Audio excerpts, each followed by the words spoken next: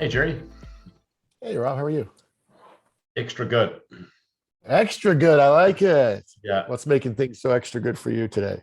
Oh, it's just based on the principle that every day is even better than the last one. And instead of the middle-aged spiral of downwardness, if there is such a word as downwardness, or there is now. Because I notice so many people as they get to a certain age that a lot of the joy of life gets sucked out of them. Not everybody, but you do see people who you think, oh man, that person when they were 15 and 18, they were really happy and joy of life and all that sort of stuff. And then you see them at 50 or 60 or something. And, some people become fearful and their horizons shrink. And doing this work for me, I think has avoided any possibility of going down that spiral. And instead I feel, I'm ascending. I'm on an ascending spiral, not a whirlpool going down. I love that. That's, it's so apropos. I had this conversation with Gary yesterday. We did our touch base. And I said to him, I'm struggling to find the joy that I had when I was in college or right out of post college, right? I think I transferred, I think I exchanged joy for financial gains. And you and I have talked about this a little bit. And I said, the only thing I did that. Yeah, I know exactly what you mean. Yeah, yeah. The seduction of the money and the feeling of status and being able to buy what Joshua calls trinkets, buying stuff like, man, I can afford all these clothes. I can buy this car.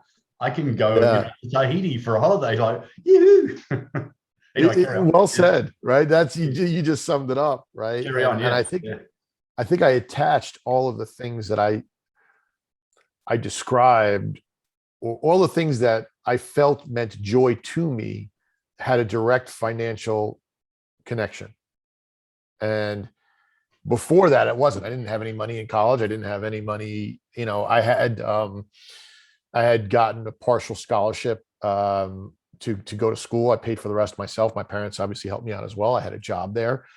If I had 20 bucks in my pocket, I thought I was living on the high life, right? And I had a great time. And then obviously getting right out of college, I exchanged all of that for 20-hour work days, striving for money, striving to make my first million before I was 30, doing all those different things, which I accomplished, but I accomplished it through struggle and effort, right? When you and I have talked about it, and then eventually lost it all to struggle and effort as well.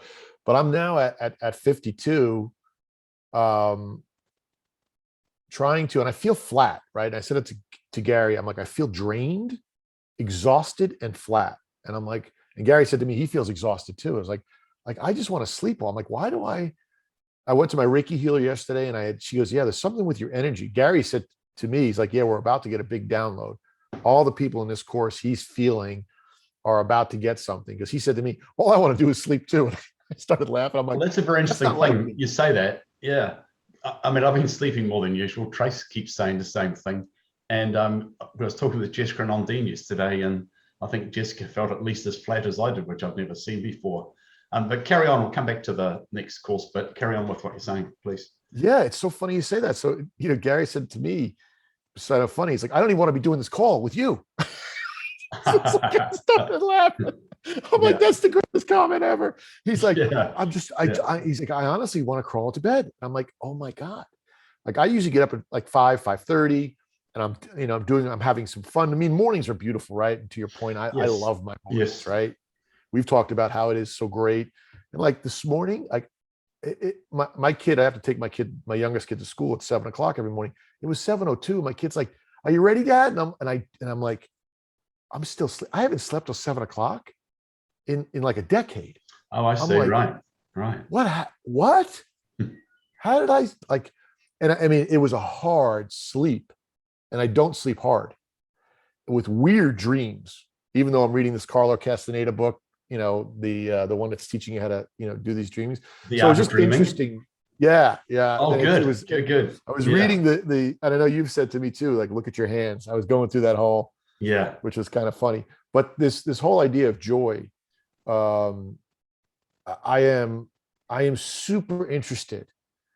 So I was talking with Gary, and he goes, and my daughter at college, by the way, is having a freaking blast. Like I got to start sending you some of the images. You and I can live vicariously through her, right? I'm like, she's just going from party to party, doing well in school. She's knocking out of the park, just like, this is just blast. She had a dodgeball tournament that they had at a fraternity that was just like the greatest thing, their sorority. I mean, it's just fun stuff, right? You're going to go have a great time with. And she's like, oh, that's your daughter is there to show you how to have fun again. Like, that's the aspect of you. That's the pure unabashed joy that we're talking about, right? And then why do we lose that? You have it at 18 or whatever, you can probably think 18, yep, we were doing that. So how do we, that's the question. And I'd love your insight on this is, and mentally, I kind of feel like I'm 22 or 25. I don't really feel like I've grown. Physically, I'm a mess and I'm 52, right? But if you reverse it, mentally, I'm still 25. Although physically, I'm the 52 version. Mentally, I'm the 25. I look at myself in the mirror. I kind of picture myself back when I was 25, but I'm not engaging and having the same fun, but I should be. And I don't kind of understand why. I mean, that's interesting to me. Like, and I go and I play golf and I do things. I go to the gym and I go to the movies, right? And I watch TV with my wife and my kids, and we have fun, right? But I'm like, that wasn't the fun like I was having when I was 25, when I was laughing so hard that I would fall out of a chair because my stomach hurt because something someone said was so funny. And that happened daily. I haven't laughed like that in a decade. Wow. When we were living in India, in Mumbai, we were living in a very urban area. It's a suburb, really. For people who live in central Mumbai, this is where extended families live, like, middle-aged people with their parents, that kind of thing. So it's pretty boring for them. But it means you've got, little kids, you've got their parents and the parents' parents, in households. So you've got this massive age spread all around our community. And nearby, it was a place called Thane West. Anyway, there was this beautiful big park, and we'd often walk there at sunrise in the morning. And because it's India and not, New Zealand or America, there's endless people doing their daily spiritual practice on the grass there, right? And there were people doing nostril breathing and meditations, and people doing yoga and Tai Chi and meditating. But the favorite were the laughing groups. What is that? Just stand there and they would just belly laugh, right? And they'd even do it around the area, what do they call it? I was just trying to think of the word they use. Enclave, our enclave. We lived in a place called Rodas Enclave, which was an assortment of 20 or 30 apartment blocks, with 20 or 30 levels each. And then there was a central gym and swimming pool and grass and parks and everything. And so there was even a group of older people who would do like a 7 a.m. or something laughing group. And they would just stand there and then, on cue, they would belly laugh. They would just let it all out and go crazy. I got to find that group and join one. I got to join it right away. I love that idea. Yeah. Just do it at home when nobody's around, and make sure you're behind the double glazing so the neighbors don't call the cops. The neighbors go nuts. I can hear maniacal laughter. I think he's going to do something crazy. Quick, officer, come. It's true, right? What we were talking about, how, he was talking about the question that we had that Joshua had asked about momentum, right? Which I'm trying to get onto this, like, how do I get onto this joyful momentum, right? How do I, because, it starts, right? As you said, we started the call, you're like, it's great day. It's all right. You do, and it matters. And I was talking to one of my kids and she was going down this negative, so-and-so's mean, so-and-so, and just was like a roller coaster. And I said to her, you got to be careful. Like, your energy, it has momentum. And Joshua confirmed that, right? You do. It's like Alec Baldwin. He's an American actor, but he's so angry at the political world. And I love the guy. He's a genius actor. One of the greatest actors, I think, in American theater, either on play or in the movies. And he's just genius, but he's so angry at the political environment, and he's always protesting. He's always out doing, angering, and he's visceral about his anger. He makes it personal. And then you talk about how the universe gets momentum, and then he's on a set in a movie where there's not supposed to be any live ammo, and he kills a person and injures another one in a situation that should never occur. Like, yeah, he didn't mean to do it. That has been worldwide headlines. Right? I mean, he didn't mean to do it. Yeah, right? I mean, yeah. Yeah, he's He, famous here as well. He's world famous. Yeah. Yeah, I he's saw that. And tremendous, right? it is the most extraordinary, unlikely event. Yeah. When you I've talk been about the reading the news universe, about it, including the news about the woman who's the armorer, yeah, et cetera, et cetera. Anyway, I get your point. I totally get your point that all that anger, that visceral anger, and it's not like you can compartmentalize that and it doesn't influence the rest of your life because you're spewing out hatred and you carry that with you. I've become very aware of, we'll get back to our original topic in a second. I have become very aware of what you said about energy. That's been something in the last few weeks I've been really aware of, to notice my energy around anything and everything, and the concept that everything is energy. So to go back again, I love that. I love that, by the way. That's beautifully said. When I was 18, 19, 20, I was at university and I did an arts degree first up. And later on, when I was in my 30s, I did a finance degree, a postgraduate finance degree, which was pretty interesting. But in the arts degree, I just did what I was interested in. And I had long hair and patched jeans that I sewed up myself, and leather jacket and a motorbike. And I was, rebellious little so-and-so, my father issues, I think, and all of that, which we worked through very nicely in the last exercise in week 4 of Oneness, which was awesome. And I suddenly realized, I don't need to expect anything of my parents. And then I started realizing all the wonderful things my father did bring to my life. He didn't bring this other list I used to have, which is like, he wasn't much of a father because he didn't do these things. But who said that? Is it carved in stone from Moses bringing it down the mountain or something? No, I just made that shit up. And anyway, so 18, 19, 20, blah, blah. And then I got to graduation after 3 years of uni, got my degree. And I thought, I need to get a job. And I thought, what do I do? And I started looking, and they're all kind of corporate jobs. So next thing you know, I had quite a big beard then. I shaved that off. And then I went and got my hair cut short and so on and so forth, because I knew that I would have to, to fit in to get a job. And then I worked for 3 years in my hometown, and then I moved to Auckland. So I went from Wellington to Auckland, and I got a new job, and I started making a lot of money. It was a sales role in finance, and I knew when I took it and started doing it, and the money started pouring in, I still remember this feeling. It's like, right, the me that loved poetry and art and literature and music, and I still carried on with music and all of that stuff. And, I'd studied our Indigenous language and culture like in 1976, which people are just waking up to it now, really, in New Zealand. Well, white people like me anyway, only just waking up to it. But I did it out of interest and passion. And I knew that I was forsaking and leaving that me behind, right? I knew that at that age. I was 24 or something.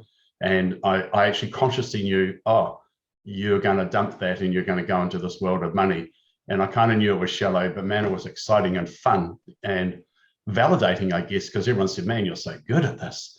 And strangely, I'm coming back to many of the things I explored back at that time, such as Carlos Castaneda, because his Teachings of Don Juan, that book was his PhD thesis as an anthropologist, and it was an Anthropology 101 text. And that's how I discovered Castaneda. Anyway, wow. So I'm coming back to a lot of this stuff. And like years ago, along the way, though, I did study Reiki. And so I was talking about auras. I studied aura reading as well, but never really advanced with it.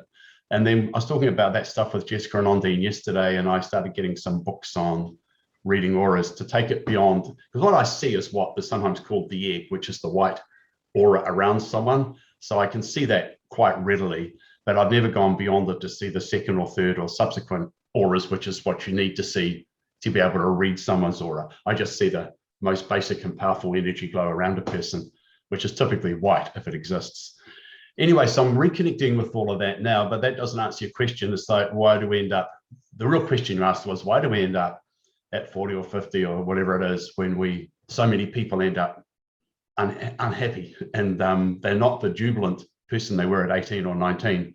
And some of it, I think, is about accumulating fears and living in the future and worries and our imagination of responsibilities. And a lot of it has to do with what we believe about financial security, that you gotta have a house and you gotta have a pile of money for retirement. Otherwise, you are screwed. And that may or may not be true, but if you look at the stats for Americans or New Zealanders for that matter, most people are only like 1 or 2 or 3 paychecks from destitution. So although that may be an ideal, it's not actually the fact for many people, maybe most people in our societies.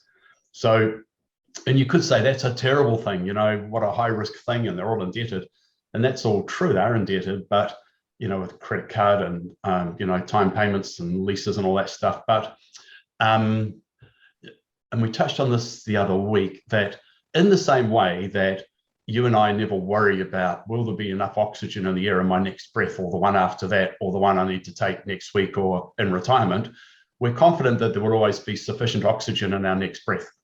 And we're also not worried about, will there be sufficient water for me today, tomorrow, next week, or in retirement, right? So at that level, we are completely happy to trust the universe to provide what's required. And if you look at animals, like where we lived until recently, there were cattle grazing, and the cattle don't seem to be worried about tomorrow's or even the next 5 minutes mouthful of grass, right?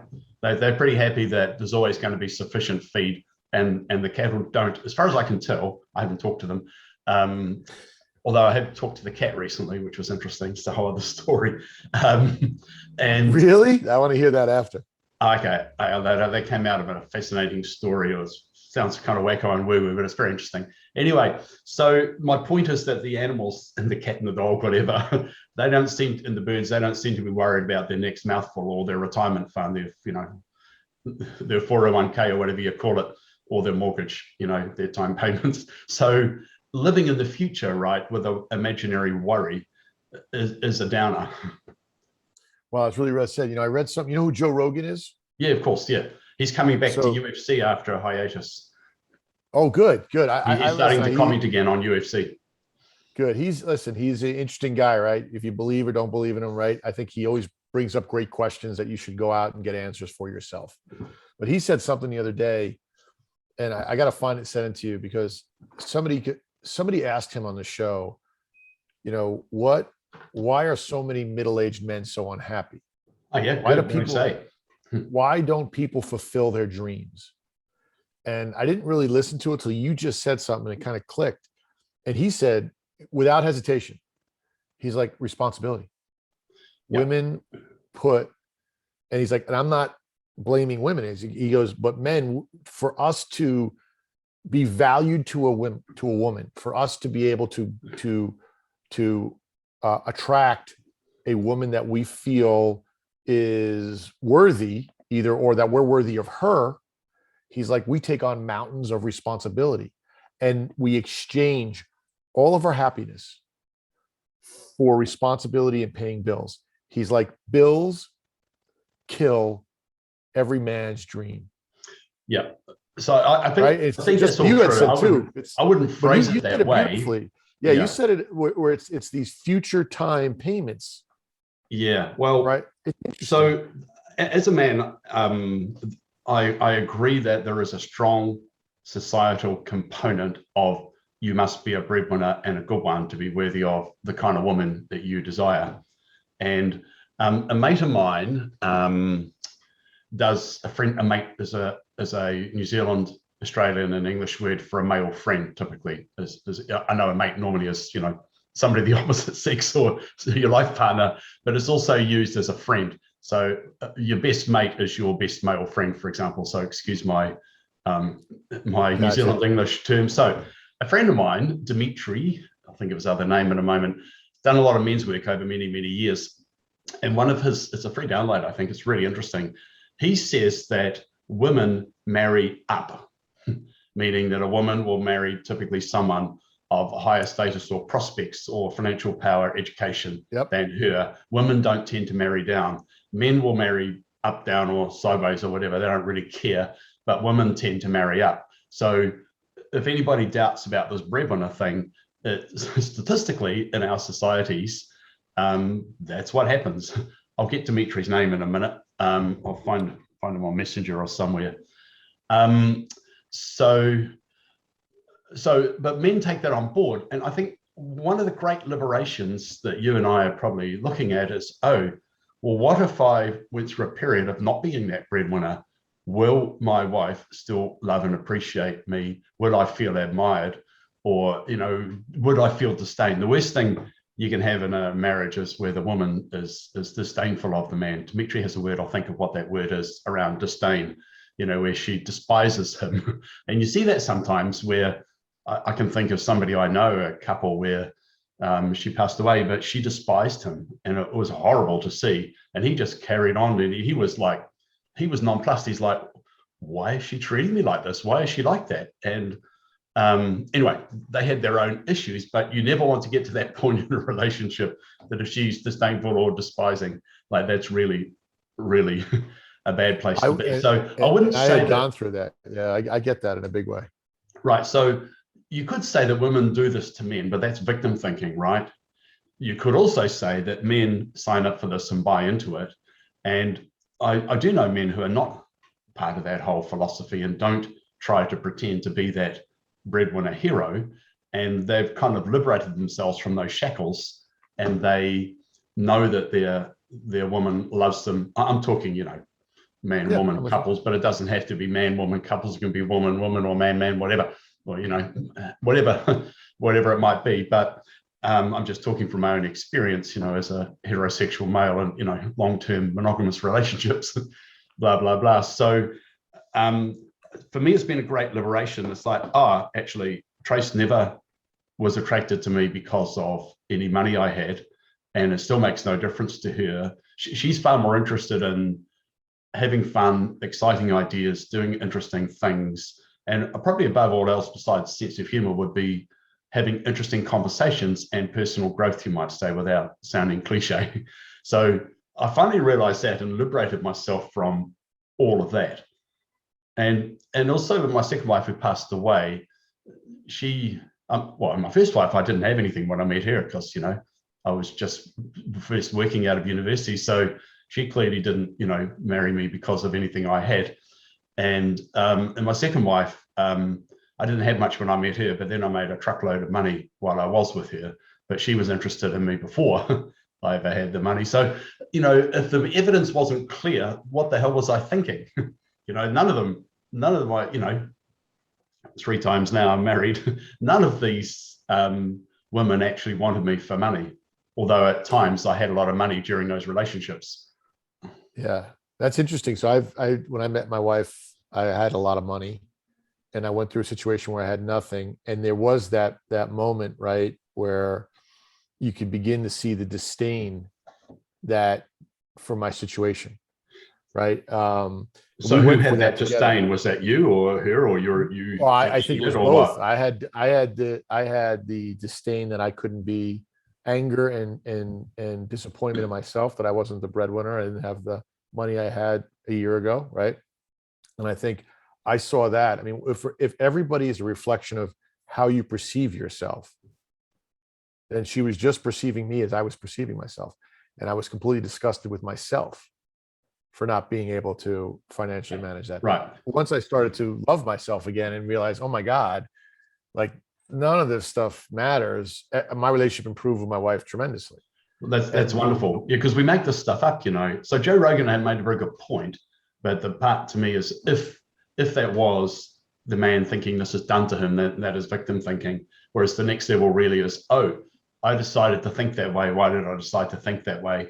And I'm going to think differently. And it's about the whole being lovable thing, isn't it? And inherently worthy and lovable. By the way, I found Dimitri's here. So Dimitri spells Dmitri,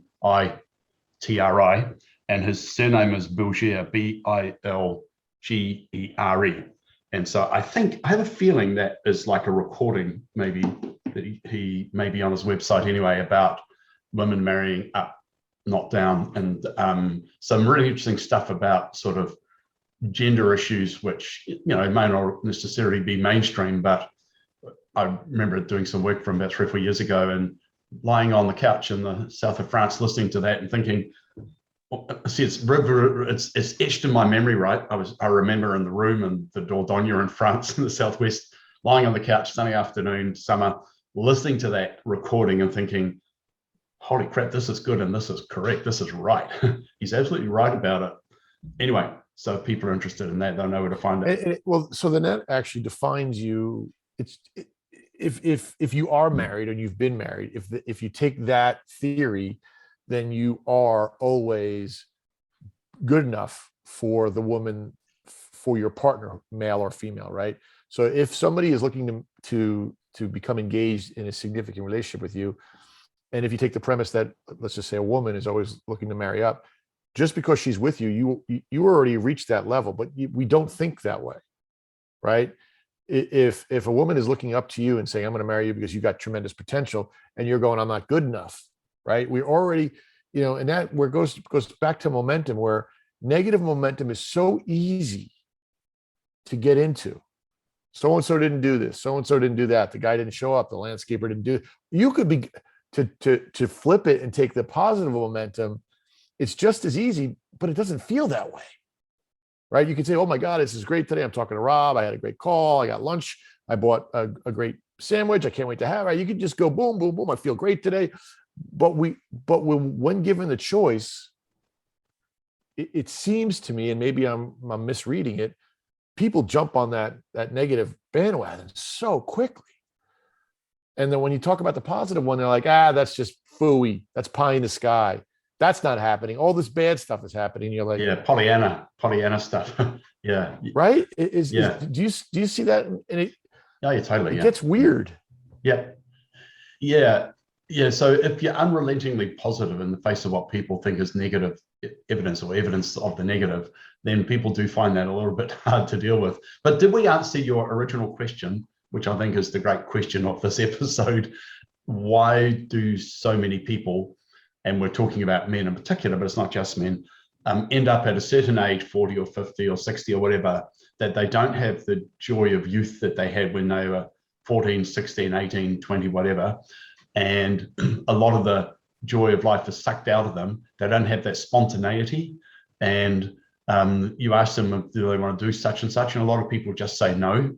They couldn't necessarily tell you why they say no, but Joshua has identified that and said, well, why don't you, at least just for today, say yes to everything? You can always change your mind and cancel later, but why don't you take the opposite approach? And when somebody says, shall we do this? And you think, oh no, I'm too busy, or, I don't have the time, or don't know if that would really interest me, or, I don't know anybody there, or whatever it might, that movie might be boring, or whatever it might be, or I'm not really into art or plays, or, blah, blah.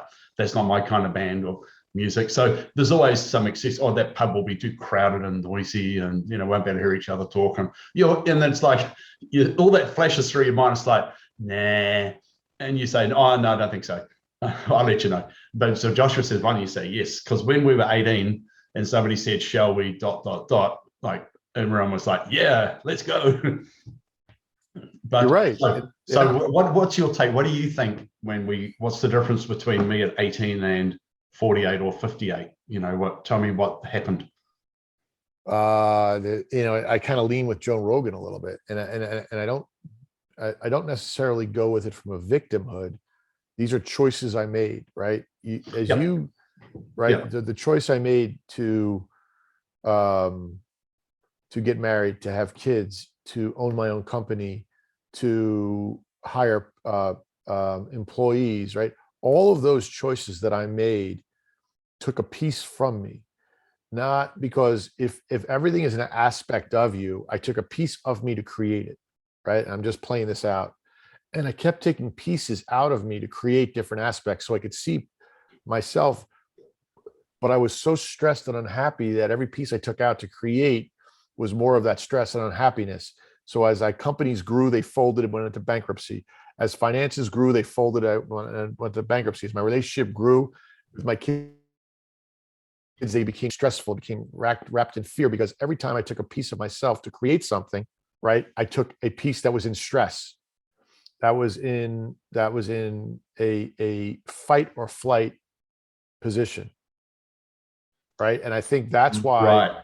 And by the time I hit 50, when I stopped taking those pieces from me, I tried to get myself whole again, right? Thanks to Joshua.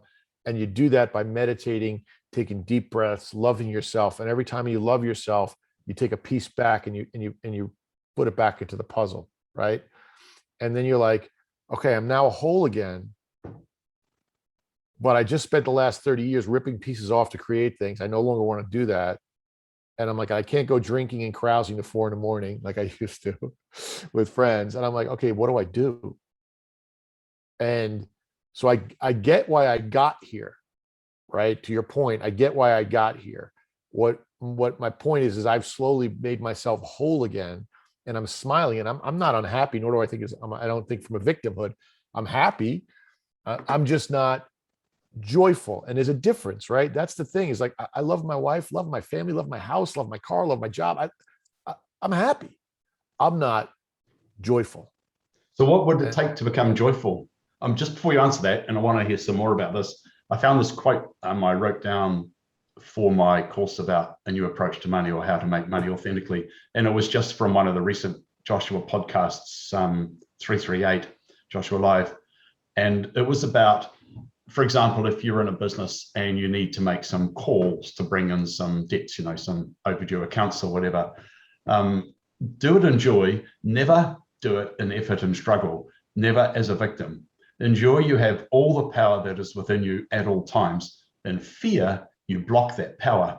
So you were talking about leaving what sounded to me like leaving bits of you behind, or leaving chunks of you behind as you went about pushing yourself. Like, it's one thing to push past fear and act on inspiration. It's another thing to spend years doing something you really don't want to be doing, to the point where you said you would sometimes, throw up or dry retch on the way to the office. There was another comment when Joshua was talking to a woman who was writing a book, and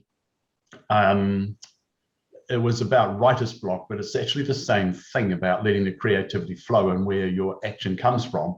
And Joshua said, what is writer's block? And the answer was fear. And what is the fear? The fear is attachment to some outcome. So that was all in that episode 338, just around 20 odd minutes or so. And I grabbed these little snippets because it's like, I've listened to that before. And then I was listening to it driving, and I stopped and wrote it down in Evernote because I thought, this is too good. I'm stopping, I'm replaying, and I'm writing it down. So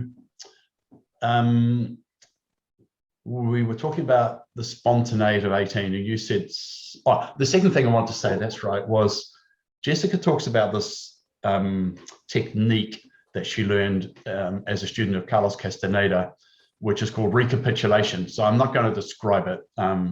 If she wants to share it, then maybe one day we'll get her to come on and talk about it.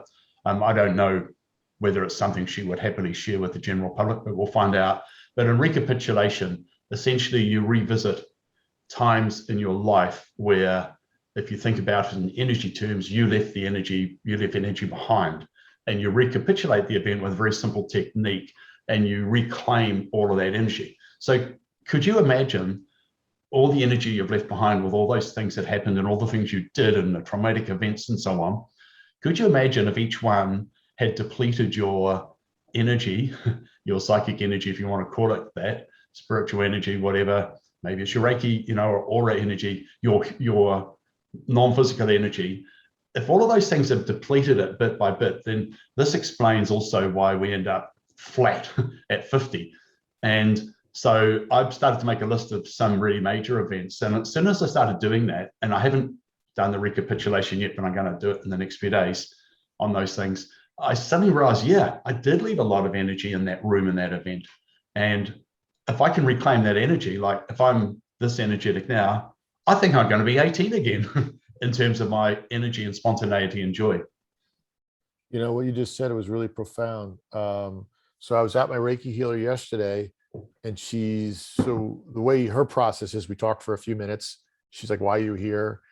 And, it's a back and forth, and you sit on a table, and she does about 20 minutes of just energy reading, and you sit back and you talk about it. And she said to me, I have this, I don't know what it was, but I had a lot of energy I had to send to your younger self. Say that again, please. You had what? She goes, I had a lot of energy that I had to send backwards in time to your younger self. That you have to send back in time to your younger self. Right. So you just said something and she just said it. So there's no such thing as coincidences, right? That in a matter of 24 hours, and I think, to be honest, the way you just sort of brought the conversation I had about pieces of myself, trying to claim it back, is like, you take so much away that you're flat, and that's what we're feeling, flat. Gary told me the same thing. Like he said, I feel flat. And the difference between happy and joy in my mind is joy is a bounce in your step. Happiness is a comfortable, a comfort in your soul. Like I love people. Like I don't have negative energy. I don't have hate. Happiness is kind of an overall state, right? It's an Right, overall right. overall Yeah. demeanor. Like, yeah, I'm generally happy. Like I overall, love I'm talking happy. to you, right? And I'm not bipping, skipping and bipping and be like, woo! I'm like, hey, it's fun. I love talking to Rob. This is gonna be great. Yeah. That's happiness to me. Joy is it's that next level, right? Where when I was a kid, when to your point, somebody would call, hey, listen, let's go bowling. And you're like, bowling? You're like, yeah, bowling. Yeah. Bowling. Right. Yeah. But you didn't care. You were like, this was the greatest thing on the planet. Yeah. Right. It was, or kids that would fight. I see kids fight, but I don't mean fight as in physically, fight for something when they want to go do something. I want to go ride my bike. It's too late at night. You can't. Come on. I'm like, there is this overwhelming like enthusiasm to take that action. Right. That I'm like, I'm like, it's all good. It's all good. I can do it. I cannot do it. I'm fine with either way. Yep. Hey, you've listened to some of Jackie Seidon's podcast, haven't you? The Evolution. She's great. podcast. Yeah. So I was just thinking about her. She does overflow with massive joyful energy when she's like that all the time, right? When I talk to her offline, she sounds very upbeat. She is. Job. So she's somebody. I think she said on one of her podcasts she might be roughly 40 or something like that. But she is actually somebody who does seem to be still living on that thread of joy, right? She's explosively joyful. So it'd be interesting to listen again and just notice that joy energy and the pure, unadulterated excitement she has of what she's talking about in her Evolution Pod Club. I mean, that episode she did with Gary recently was just absolutely brilliant. It was great. I listened to it. I listened to it on both Gary's, and then I listened to that Jessica's back and forth. Right, it was great. Jackie's, yeah. Living on the thread. Listen, you just said two things that are really, really, I think, powerful. Living on the thread of joy in your 40s, right, and explosive joyfulness. The explosive joy that it describes exactly what I'm looking for. Like that term, which you just mentioned. And you do. Jackie is very upbeat. No question. Yeah. And it's all new. It's in our 40s, to be honest, where all of my, as I look back now, the greatest gifts were given to me. I didn't see them as gifts. Bought on business partners, opened new companies, went through bankruptcy, had been fired, had nothing, had no job, had jobs.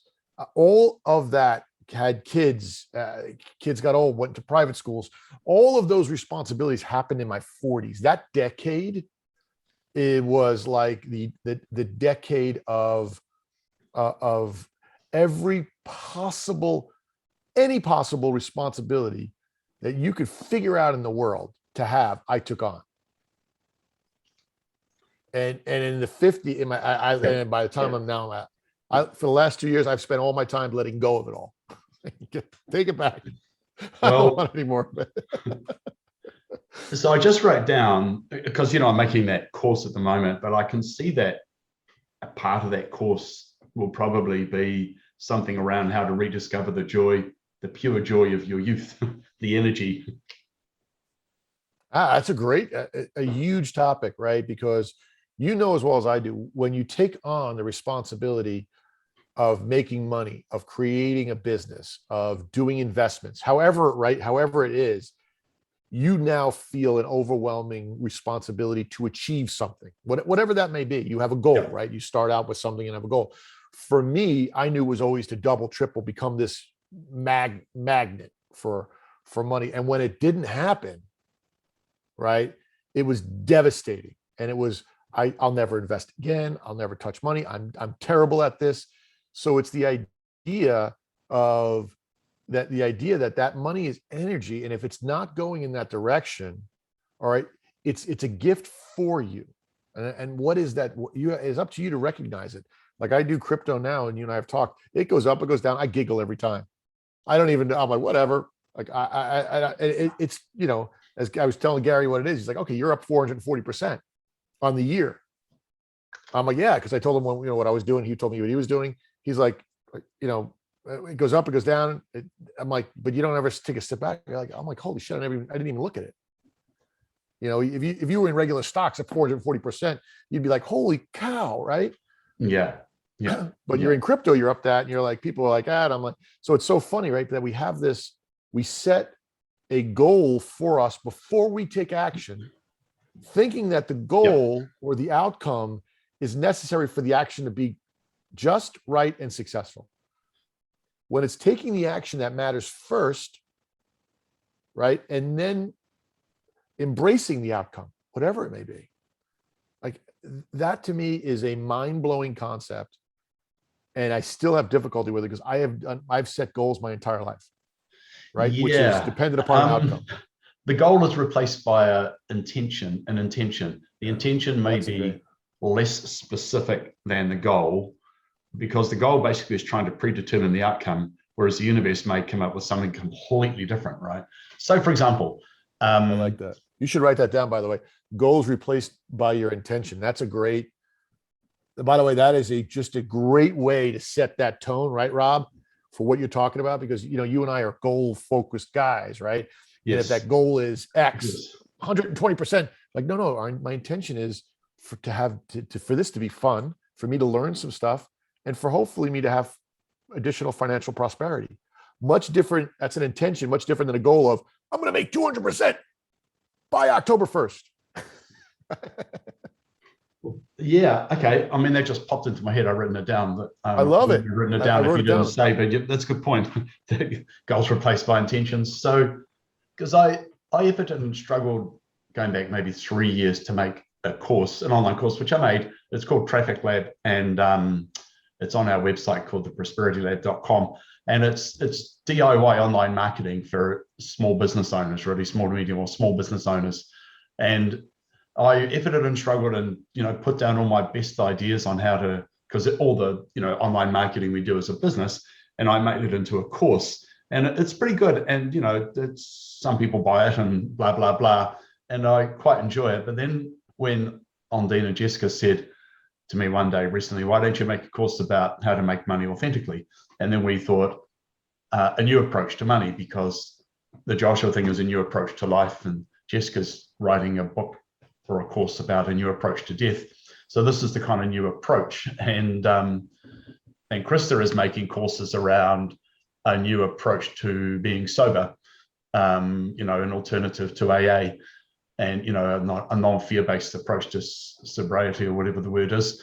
And she's also doing one about insomnia and some other ones as well, which is all very interesting. So it's all the new approach concept. But my point is that when I started making a course about money using the Joshua teachings and what I've learned in the last 2 or 3 years, whatever it is, 3 years maybe, suddenly it doesn't feel like work, and it's just fun, right?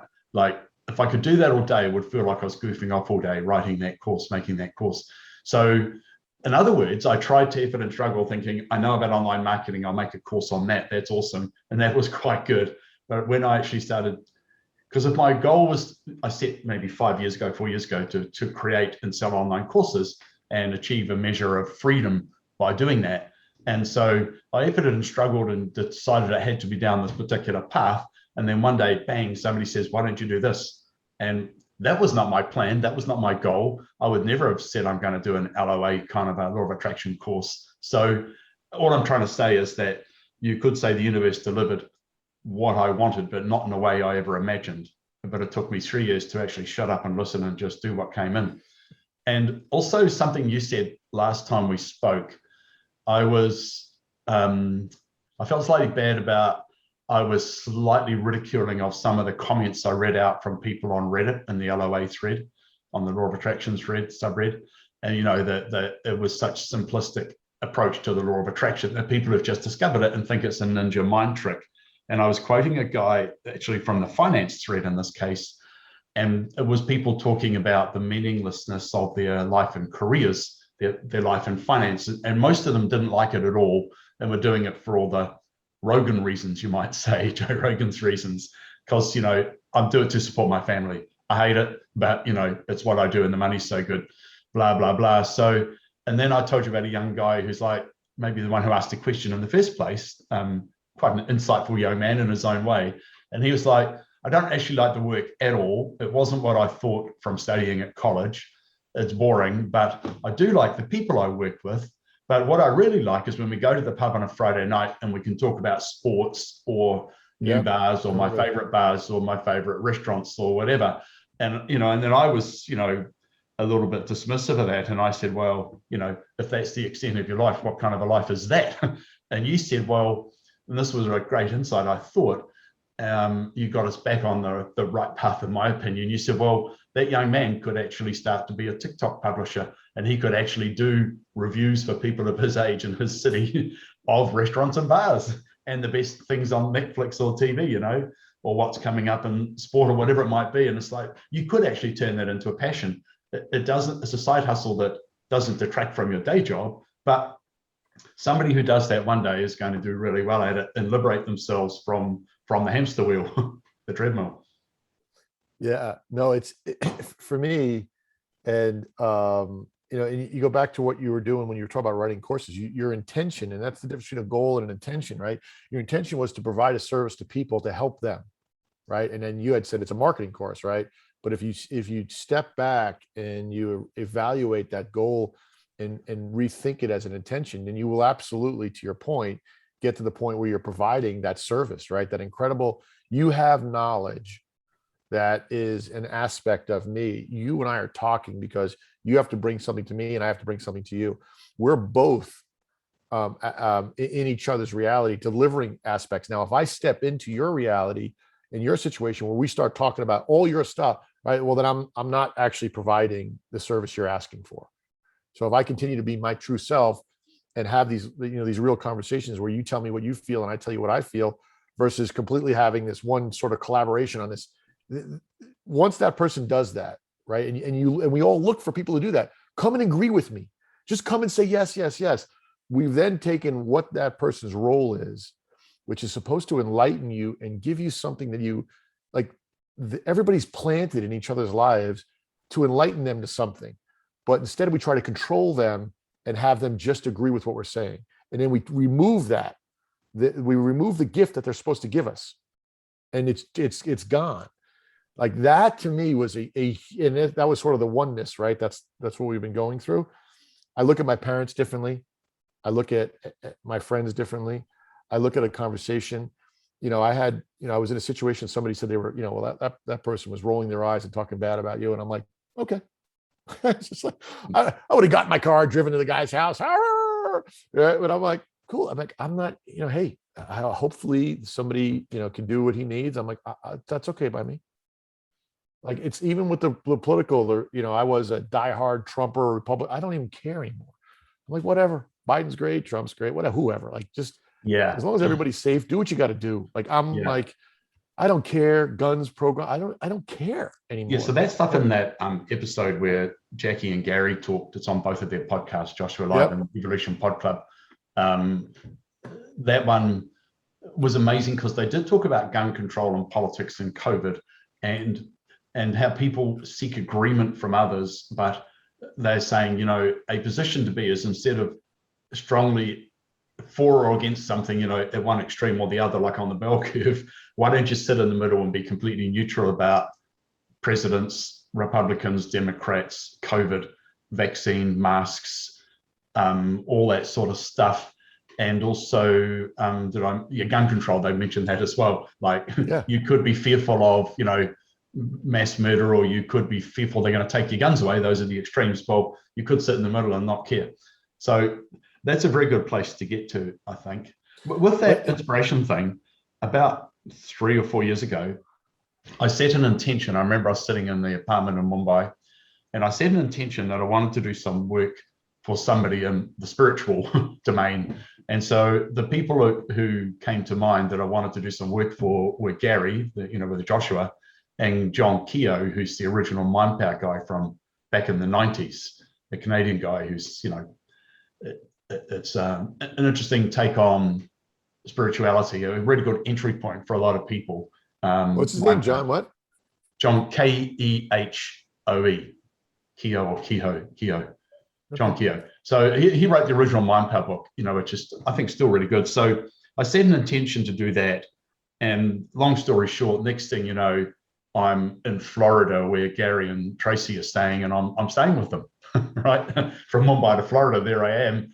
And then, fast forward, and then Tracy's putting all of the Ascension Experience stuff live into an online format for Gary, because as he scales the stuff, as more people come in, it's just not possible to do it all manually anymore. So Tracy's automating everything for him. And, we're helping him with his website design and bringing new people in and offering free, things to get people interested, so they can then do the 7-day course and so on and so forth. Anyway, so we're doing all of this stuff. And then I'm starting to do some work with people in the Joshua community, helping them promote their podcasts, their courses, make their courses, price them, design them. So I'm doing a lot. And it all, previously, I was thinking, I really want to get a version of my traffic lab in there for the people in our coach registry, internationalcoachregistry.com website.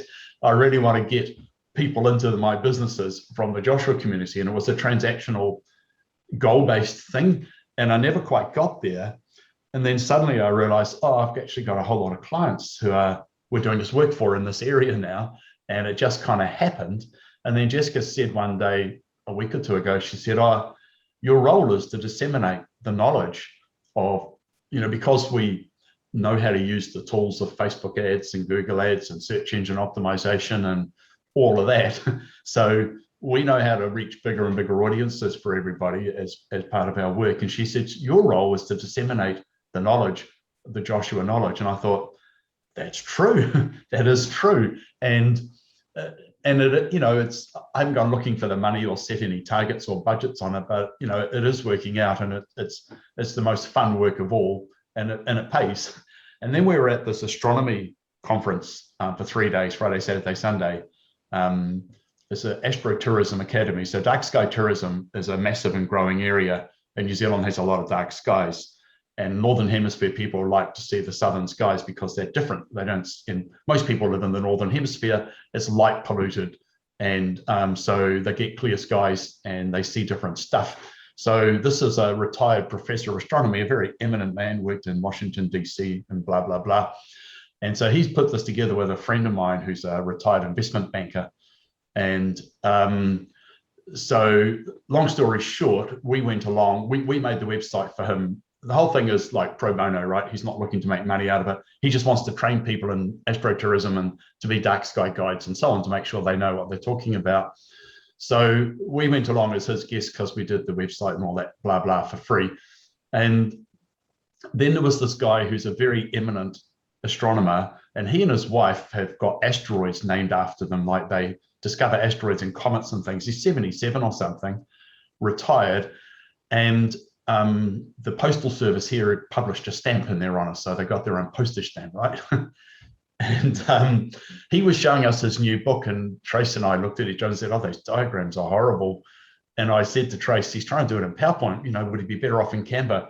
And she said, no, he'd be better off if I did it all for him. I said, do you want to? And she said, yeah, I'd love to. He's an amazing guy. He's just somebody I was talking to described him as a humble genius, right? He's just, anyway, so next thing, I go up to him and say, we've done this, that, and the other. Like, here's some of the stuff we've done for people in this community. We would love to do this for you, no charge, of course. Trace would love to make your diagrams for you. So next thing you know, we're collaborating with this, in his domain, a world famous astronomer. And I thought, I got this similar role in astronomy. Like, compared to these guys, I know nothing about astronomy, although I'm interested. And I'm on the board of a telescope company that gives profits back to astronomy. But I thought it's the same thing, that my role is actually to disseminate the knowledge. So none of that came from a goal, right? It just popped up out of the blue, and it's the most satisfying and interesting work of all. And within that entire framework, there are parts that actually pay me quite well also. So although that was a long story around that whole thing, how did I go from thinking I had to be in the investment industry to make, a whole lot of money, and letting go of I'm only worthy if I'm a good breadwinner, to letting go of goals and setting intentions to be wanting to do the work that you feel passionate about. So you can see what I'm trying to say is that I've just realized I've actually moved along that path a long, long way, which is why I'm writing about it. Stop there. You speak. No, I love that. And it actually is like inspiring, right? Because let's just take a moment and think of that for a second. Let's go back to your first job, right? You became successful. You started working with a successful company, forget names, but there was success. You were attracting success. The most successful people in that, so much so that you were able to make 7 figures and get 7-figure payouts. You then said, wait a minute, right? I want to see spiritual. Gary is probably next to Abraham Hicks. And I've spent a lot of time trying to understand channeling. I think what he's doing is Joshua is beyond everybody, right? At the premier level is Joshua, in my opinion. You attracted that. Then you go and you do astrologer. If you look at what you're doing and where you're meant to be, you're always going to the preeminent place. But you don't appreciate it. You just like, but if you take a step back and you look at it, everybody that you've attracted, when you want to do spirituality, like you and I have taken all these courses, right? We get it. Like, the Tonys, right? All the Deans, the Dr. Joe Dispenzas, all of these great people, right? Nobody's competing with Joshua at this point, not even close. Yeah. It's, his teachings are so far advanced and so much better for your soul, right? And so practical. I love the practicality, because everything else is like, I get that. And it makes a lot of sense and it feels good. What do I do now? Right this very minute, what do I do? Well said. This has just happened. How do I approach that? What is the information value in this event for me? And it's the first really practical living system I've ever come across. So I sometimes call it adaptive, for want of a better word. In other words, is your spiritual or religious belief making you more happy? Is it making you happier, more joyous, more spontaneous? Are you rediscovering your sense of fun and having a life which is aligned with your true values and who you really are and all that kind of thing? So one of the reasons I love the Joshua work is because it is that, and no other work I've ever come across is. And I was talking to somebody who I'm very close to, family member, about her religion, and I asked her some questions about it, and she gave me some answers. And I talked to Trace after, and I said, in my opinion, that belief system, that religion, is not what I would call adaptive, because it's not really giving you a map on how to live day by day. It's not actually bringing to you joy, spontaneity, letting go of stress, letting go of worry. Like, it's not giving you the most fundamental things, which, I suppose if you go back to the messages of Jesus, most of those probably were that, but they kind of got ironed out or filtered out somehow along the way by churches. I mean, Jesus and Christianity and churches are all separate things, in my opinion. You're 100% right, and it's interesting, right? But we're taught to, what I think to Joshua is, for me, if you go back to, I spent my life taking pieces of myself to create things. It helped me take all those pieces back and actually love myself and understand that every one of those pieces was a limiting belief, right? That you create something out of lack, right? I was creating things out of lack, I was ripping these things off of myself to be successful, to be recognized, to be validated. I need to have my own business. I need to have a title of CEO. I need to have a certain money in the bank, right? Boom. It was all lack. I was creating everything out of lack. Joshua helped me understand, take it all back, take a deep breath, in joy and love. What do you want to do? And let's go after that, because you've obviously accomplished anything you want. Like, look at you. You've accomplished anything you want with the preeminent people within your immediate area, across the country. Doesn't make a difference. You attracted those people when you needed them. Like, that's insane. If you step back and look at it, you're like, okay, I'm not even interested in astrology, but the guy I'm now working with is on a stamp. That's insane. It's, a lot of people say that it's astronomy, not astrology, by the way. Oh, okay. Sorry. Yeah. Astronomers would shudder at the thought of astrology, whereas astrologers are interested in astronomy. So anyway, astronomy is purely the science, right? It's science. It's physics. Gotcha. It's space physics, yeah. But anyway, right? If you really start to break it down, right, in these little compartments, but that's what the universe is giving us. Like, that's how powerful. Yeah, that's a good insight, you know, and it is true, because I've ended up working with Gary, who I agree with the Joshua teachings as the preeminent source of information right now, and also with the guy who put that astrotourism school together. Somebody said to me, he's New Zealand's preeminent astronomer, and as I say, he worked in, you know, he's been involved in international associations, like, and worked in Washington. He's got a stamp. He's got his own stamp. That's it. Postage stamp. Yeah, they've both got wiki pages, you know, which I'm going to upgrade for them, you know, with their, because I'm a wiki editor now. Just one other interesting thing was, in terms of retracing parts of your past that I have moved on and rejected, is I'm sure I've told you in the past that I had a Catholic upbringing and I stopped going to church when I was 18. But I did the whole thing, and I was an altar boy, you know, helping the priests deliver the mass and all that kind of stuff. So I was really into it. And even, like, you know, the kids scouts thing that I went to, like Cubs back in the, you know, 1960s, was a Catholic group, you know, through the church. So and my mother she's 91, she's a devout Catholic. And my father strangely converted to Catholicism after being agnostic. And so about the time I stopped going to church, he got into it. Anyway, so I realized that in its own way, that had opened me up to the fact that there is more to life than just the physical. And in that case, it was the Catholic version of, you know, God and the Holy Trinity and all that kind of stuff. And I realized, well, actually, it was my original path into spirituality, because at times I did realize I knew there was something more. And then I rejected it because, you know, religion is blah, and, you know, I don't believe all that stuff. But we coincidentally, in our little village, have made friends with the local Catholic priest, and he comes up for a coffee or occasionally for a Friday night gin. And he's a really good guy, a very interesting man, and we have great conversations. And so I decided, for the first time in like 45 years, to go to a little small weekday mass. So I went to the Catholic mass for the first time in 45 years last week, which was, I just felt like I wanted to close that loop, and I don't want to, you know, give him the wrong idea of, you know, back in the flock sort of thing, but I think he thinks that anyway. So that was a really interesting experience for me, to reconnect with all of that stuff from my past. It was very powerful.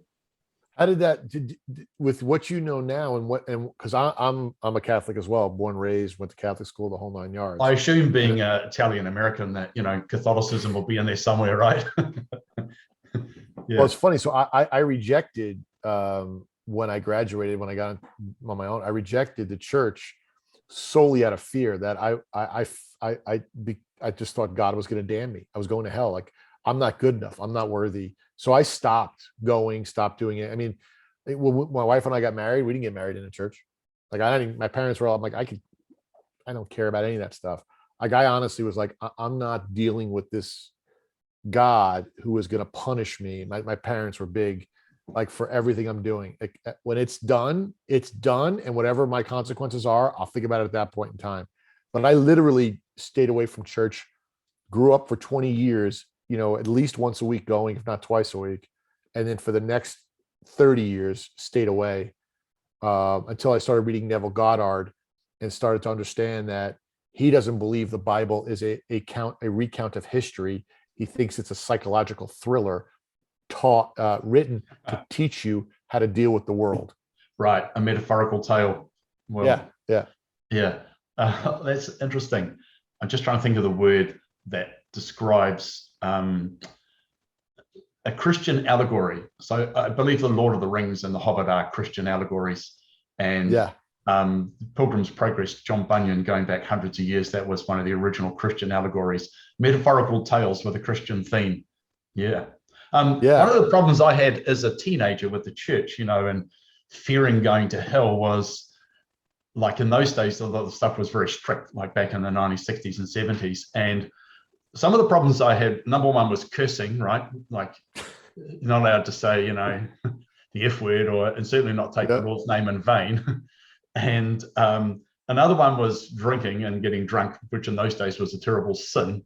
And the other one, of course, was girls and sex. It's like, hold on, if I can't curse, get drunk, and get into girls, it's like,